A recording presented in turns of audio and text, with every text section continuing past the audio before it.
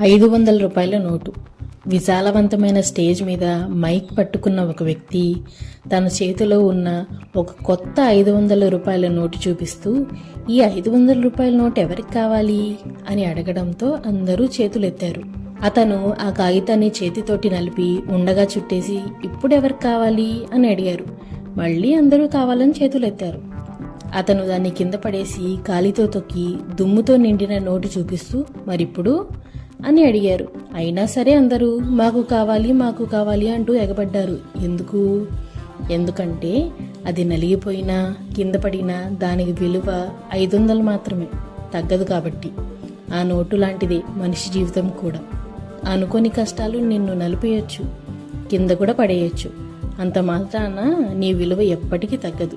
నువ్వు ఎప్పటికీ ప్రత్యేకమే. ఇక్కడ నీతి ఏమిటంటే, ఓటమి నిన్ను ఎన్నిసార్లు కింద పడేసినా నీ విలువ ఎప్పటికీ తగ్గదు. మీకు గనక ఈ స్టోరీ నచ్చితే లైక్ చేయండి, మీ కామెంట్స్ తెలియజేయండి. అలాగే సబ్స్క్రైబ్ చేసుకోవడం మాత్రం మర్చిపోకండి. Thank you.